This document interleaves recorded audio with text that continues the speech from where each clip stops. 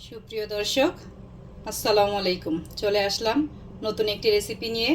আজকের recipe broiler মুরগির মাংস ভুনা। এই মুরগি ভুনাটা শুধু নতুন রাঁধুনিদের জন্য, যারা ব্রয়লার মুরগি রান্না করলে বলে ভালো লাগে না খেতে বা অন্যরকম একটা গন্ধ লাগে, তাদের জন্য আজকের এই রেসিপি।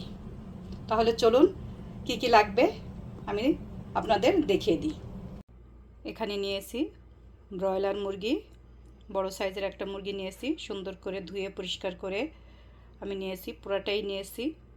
মুরগিটা রান্না করতে আমার যে যে উপকরণগুলো লাগছে এখানে 1.5 টেবিল চামচ রসুন বাটা নিয়েছি, 1 টেবিল চামচ আদা বাটা নিয়েছি 3 টুকরা দারুচিনি, 3টা তেজপাতা আমি মাঝখান থেকে ছিঁড়ে নিয়েছি, 1 চা চামচ লাল মরিচের গুঁড়া, 1 চা চামচ হলুদ, 1.5 চা চামচ ধনিয়া গুঁড়া, 1.5 চা চামচ জিরার গুঁড়া, আর আমি সামান্য একটু জয়ত্রী বাটা নিয়েছি, কালো গোলমরিচের গুঁড়া নিয়েছি 1/2 চা চামচের একটু কম, 7টা লবঙ্গ, 4টা এলাচ নিয়েছি, 5টা কাঁচামরিচ, আর একটা বড় সাইজের টমেটো কেটে, আর এই পেঁয়াজটা নিয়েছি আমি এখানে 1.5 কাপের মতো।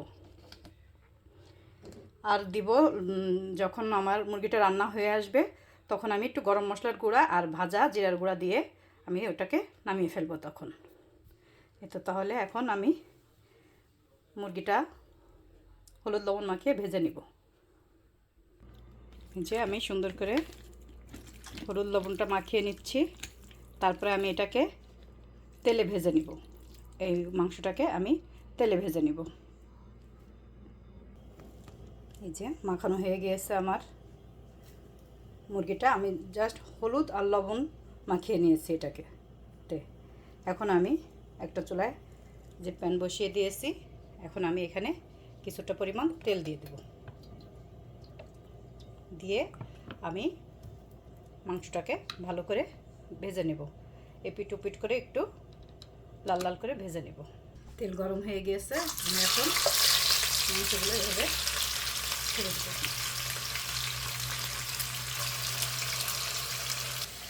সবগুলো মাংস আমি ভেজে নেব, বেশিক্ষণ ভাজবো না, মানে এই যে দিয়েছি 2 মিনিট ভেজে আবার উল্টে দিয়ে আর 2 মিনিট ভেজে নেব। টোটাল 4-5 মিনিট আমি মাংসটা একটু ভেজে নেব। এই পিঠটা আমার ভাজা হয়ে গিয়েছে, আমি এখন এটাকে আবার উল্টিয়ে দিয়ে ভেজে নেব। সবগুলো মাংসই আমি এভাবে ভেজে নেব। এই যে ভাজা হয়ে গিয়েছে, আমি এখন এগুলো তুলে নেব। সবগুলো মুরগির মাংস ভাজা হয়ে গিয়েছে, আমি এখন আরেকটা কড়াই বসিয়ে দিলাম। এখন আমি এখানে তেল দিয়ে দিব আপনার 1/2 কাপের মতো, কারণ মুরগির ভাজার তেলটা আমি পরে দিব। এখানে আমি এই তেলের ভিতরে আমি এখন পেঁয়াজটা ভেজে নেব, পেঁয়াজ বেরেস্তা করে নেব। আমি দিয়ে দিলাম পেঁয়াজগুলো, এটা আমি এখন ভেজে নেব।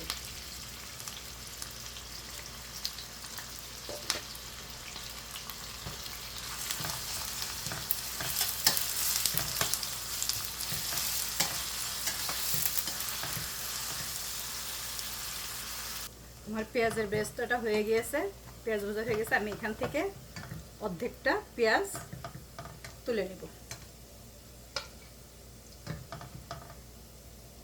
এখন আমি এখানে দিয়ে দিব তেজপাতা, দারচিনি, লবঙ্গ আর এলাচটা দিয়ে একটু নেড়ে চেড়ে আমি এখন এখানে দিয়ে দিব আদা রসুনের পেস্ট দিয়ে আমি একটু দেখে নেড়ে চেড়ে নেব।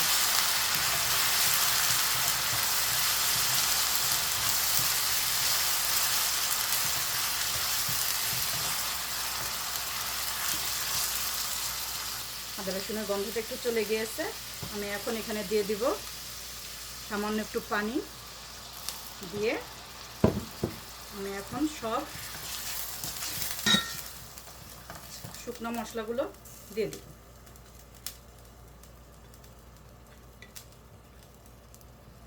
এটাকে ভালো করে একটু কষিয়ে নিব। ভাজার পরে যে তেলটা ছিল আমি এখানে দিয়ে দেব। দিয়ে মশলাটাকে আমি ভালো করে কষিয়ে নেব।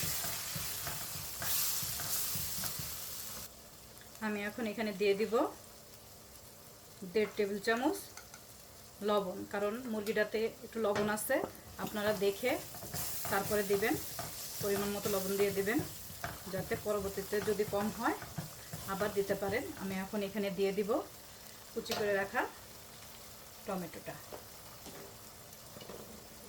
দিয়ে দিলাম টমেটো, দিয়ে আমি এটাকে আরও কিছুক্ষণ কষিয়ে নেব।